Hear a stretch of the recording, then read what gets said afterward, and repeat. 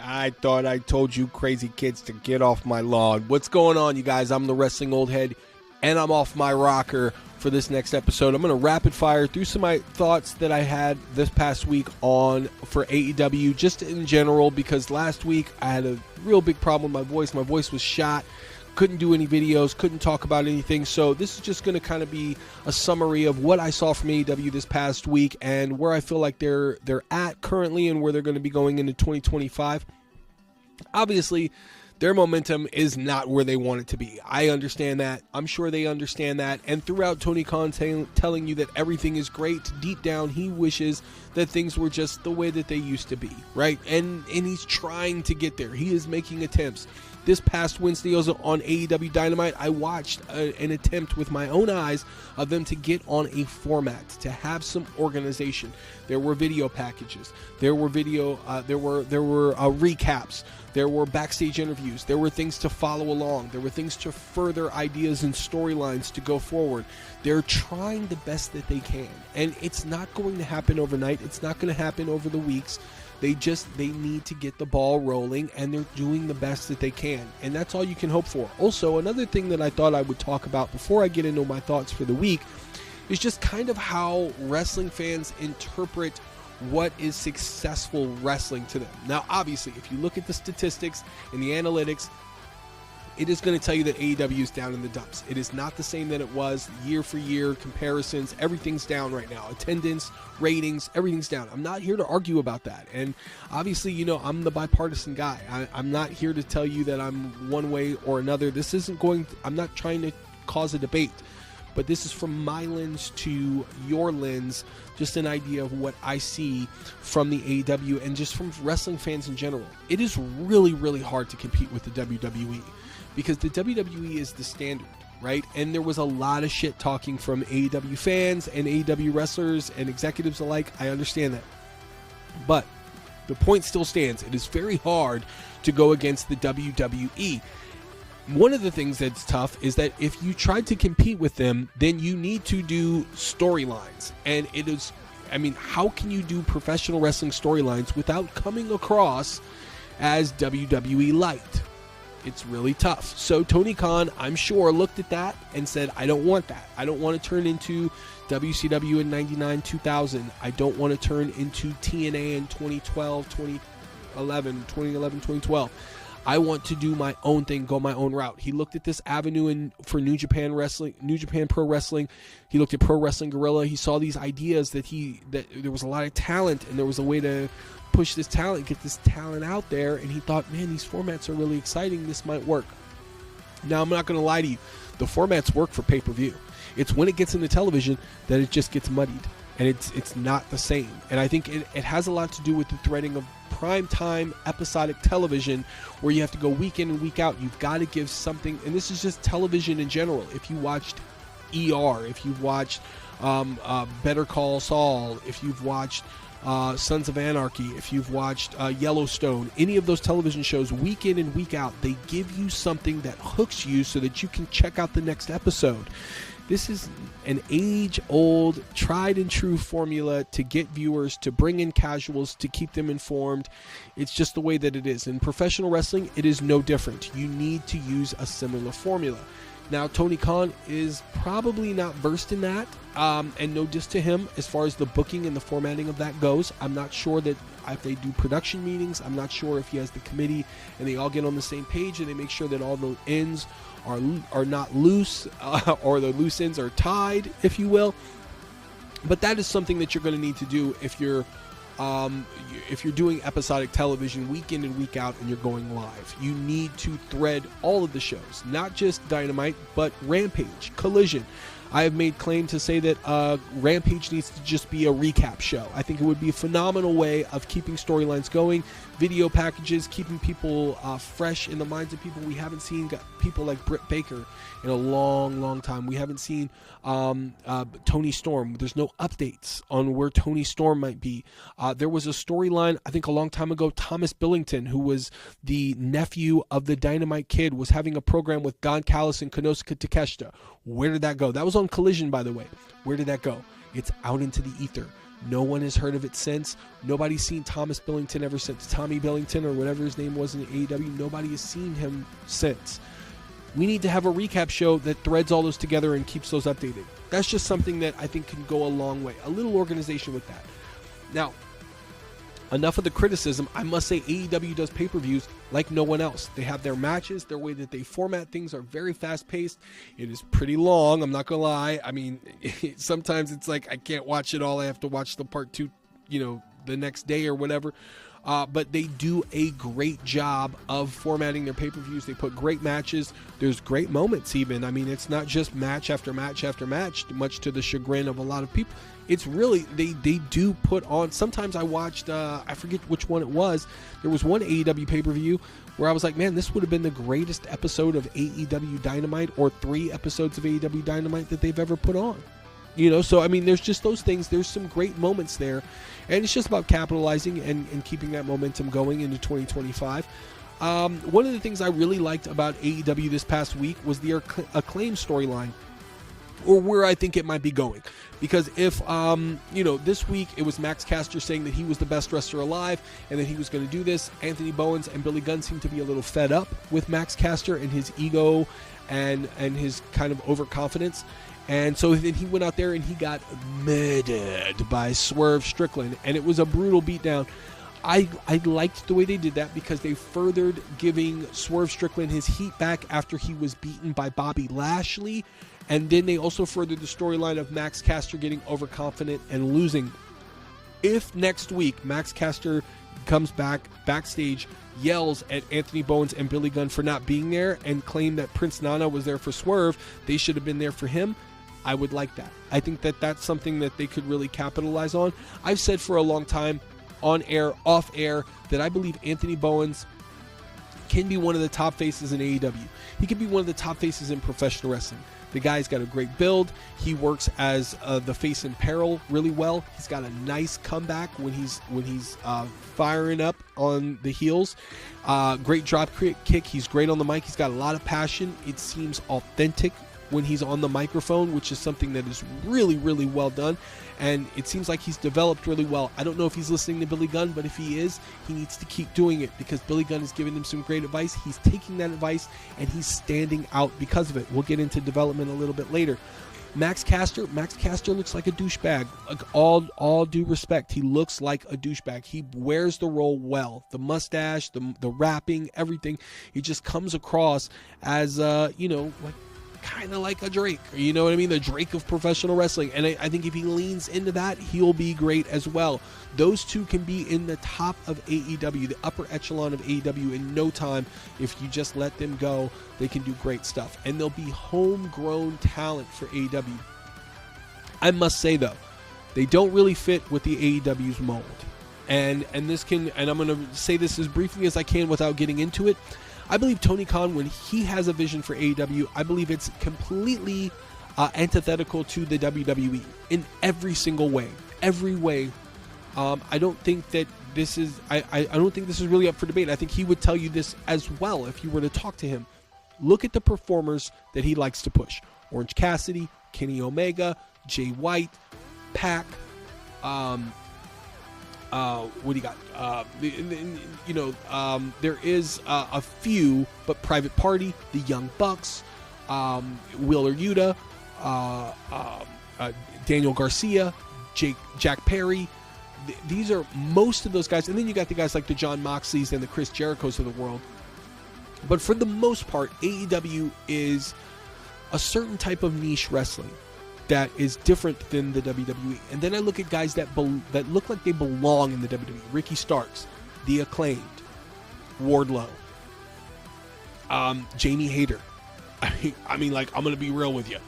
Those are the types of performers that are better suited in the WWE, and I just think it's because they look through the lens of the WWE. They're born and bred for that type of wrestling formatting. And in AEW, I just think that Tony Khan, I think that's one of the reasons why Cody Rhodes isn't around anymore, because if you looked at AEW Dynamite, and it's really, really hard to do it because they don't have a library that's readily accessible, but if you can go back and watch some early AEW Dynamite, when Cody Rhodes was having a program and then when the Young Bucks were doing their thing, it was like a tale of two companies. It really was. It was like two different shows. Cody Rhodes had an idea that he wanted to do wrestling this way, and the Young Bucks wanted to do wrestling that way. And it looks like Tony Khan, when he had to step in and take control, he saw the Young Bucks version of professional wrestling to be more pleasing and more captivating than Cody Rhodes. And I feel like he looked at Cody Rhodes and was like, this is too much like the WWE, no offense. And that's why he didn't throw a whole lot of money at Cody Rhodes to keep him, because Tony Khan has a lot of money. And if he really wanted to keep Cody Rhodes, he could have kept Cody Rhodes. Yeah, I hate to say it, but it's true. That's the way it is. So that's my wild speculation for that, is that Tony Khan has a vision for AEW. He does not want them to be WWE light. And because of that, anything that kind of comes across like the WWE is not going to get the types of airplay that you would be used to seeing. So if I were the Hurt Syndicate, I'd really be careful the way that they format stuff. I mean, that's just my opinion, but honestly, be careful, because if it looks like AEW, or if it looks like WWE, smells like WWE, it's probably going to be WWE, and I don't think Tony Khan wants that around. I mean, look at how many hats Chris Jericho's worn. He's changed his gimmick so many different times. It's because he's trying to stand out and be different. John Moxley as well. They're trying to stand out and do their own thing. John Moxley is basically the John Moxley of CZW right now. He's not Dean Ambrose in any way, shape, or form. And I think that's why they get the longevity that they get, is because they are trying to mirror the type of environment that Tony Khan would like to cultivate. And I think that is why certain things that we see, like me, I have a very adjustable palate when it comes to professional wrestling. When I look at the Acclaimed, I see superstars. Maybe they're superstars for the WWE, and same with Ricky Starks. And maybe it's just not going to work in AEW. As far as development goes, I look at Camille, I look at Queen Amanada, I look at Anna Jay, I look at Jack Perry, I'll get there, Daniel Garcia. I look at all these guys and I'm like, God, man, they'll be so good if they just had a little development, if they just had a little cultivation. As far as I know, the AEW doesn't have an official training facility right now or a performance center. They don't have a farm system where they can send wrestlers to get better, to get mic time, to get a veteran to kind of like help mold them and show them the way. I've heard a lot of stories, Adam Page, Jack Perry, and a few others basically say that a lot of the older guys tried to give them some advice, but they don't want it, right? And then there are also some of the veterans that I've seen come out and basically say that they were around. They didn't really go up and, start speaking to these young guys and giving them advice because they were waiting to be asked, and they never were asked. So they just kind of stayed around and did what they needed to do. Arn Anderson and Tully Blanchard come to mind for that. So it does come down to, if they need help, they should ask, right? And I think as far as development, it will do a lot to keep them standing out. Jack Perry's TNT title run really went unnoticed. He had a couple of vignettes, he had a couple of video packages, but for the most part, it just kind of went nowhere. And I think Tony Khan even said he saw New Japan Pro Wrestling bring Jack Perry out, and Jack Perry had the Riot Squad and all that was with him, and he thought that looked cool, and he wanted to present that in AEW, but it was an idea, and the idea wasn't fleshed out, and it didn't go anywhere after that. And now he's kind of a memory, a forgotten memory, a very blurry memory. And Daniel Garcia is a TNT champion, and it's the same thing. I feel like Daniel Garcia is going to be around Collision a lot and not so much on Dynamite, because there's really no plan on the other side of that. And so for AEW, what they're going to need in order to get that momentum back is to develop some of their younger stars so that they can find they can find that little thing, whatever it is, the je ne sais quoi, if you will, that thing that is going to propel them to that next level. Whatever it may be. I'm sure Wheeler Yuta is under the tutelage of Bryan Danielson. I'm sure he is under the tutelage of John Moxley. I'm sure Daniel Garcia has a few veterans that he can talk to. I'm sure that Maxwell Jacob Friedman has had a few people that he can talk to. But for the women specifically, like the Anna Jays or the Camille's, hopefully they have like a Madison Rain back there. Hopefully they have a Serena Deeb that they're really picking their brain, and they're really asking them what it can do, like dropping creative hints and ideas. That is what the young crew needs to do in order to get to that next level. For so long, I've watched Anna Jay, with all the potential in the world, flounder because she was just looking for a home. She was looking for a place in the roster and an identity. And hopefully she can find it one day, because she's got all the potential in the world, but she just needs some fine-tuning. She needs to be under the tutelage of a veteran that's going to help her out, and I hope she finds that, and I hope AEW starts to cultivate that in 2025, because it is extremely important.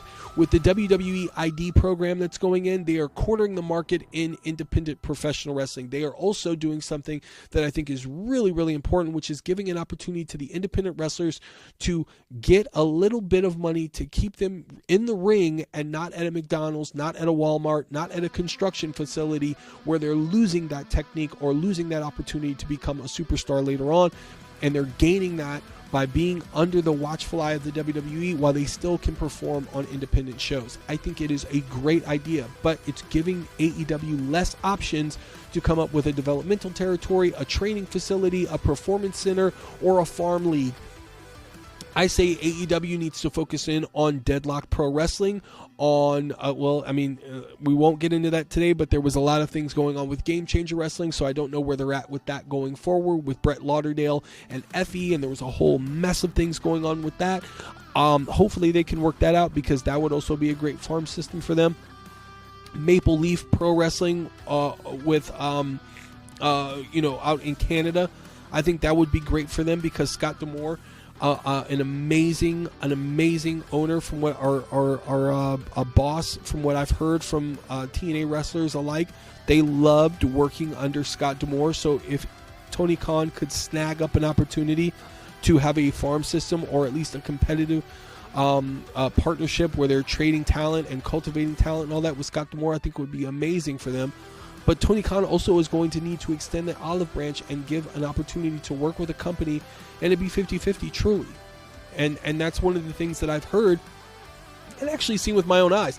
When Tony Khan works with another company, it's kind of a one-way street. Tony Khan gets a lot of good stuff, but rarely gives a lot of good stuff back. I mean, he did some good stuff with CMLL, but for AAA, if you ask Conan, it really wasn't a two-way street. So hopefully they can find that and get into that happy medium, because I think it would be beneficial for AEW and their future if they had a place where they can cultivate this talent that's got all of the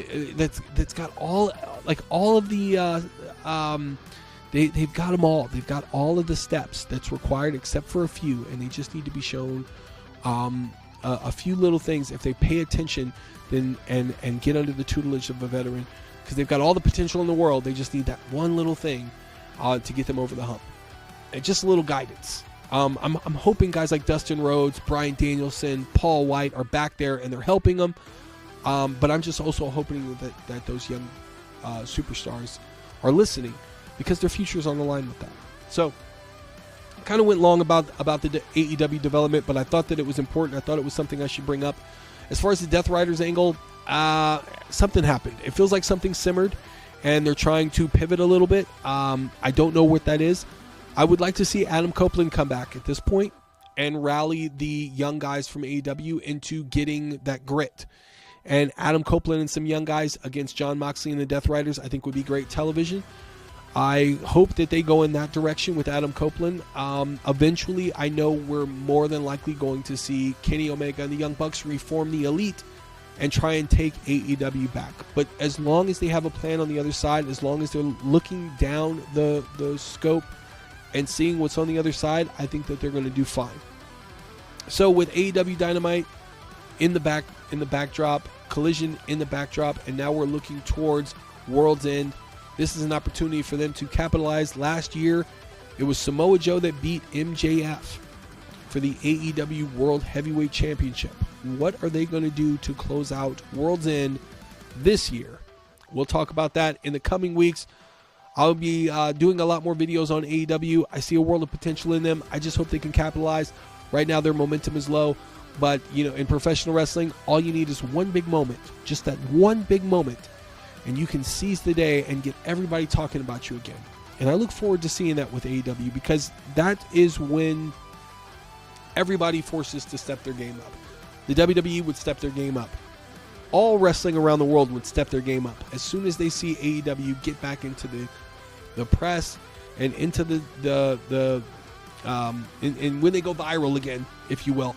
That's when everybody's going to be forced to step their game up and get the competition going. And then that's when wrestling really thrives, when there's a bunch of shit to talk about from all wrestling promotions and everybody's thriving creatively and doing some great stuff. So I look forward to hearing or seeing when AEW does that again. As of now, thank you guys for listening. I'm off my rocker. I got to get back in my rocker and go to sleep because this old head's getting tired. But throw a thumbs up on the way out, you guys, if you like the video. Keep it in the algorithm. Tell a friend. And as always, stay tuned for more.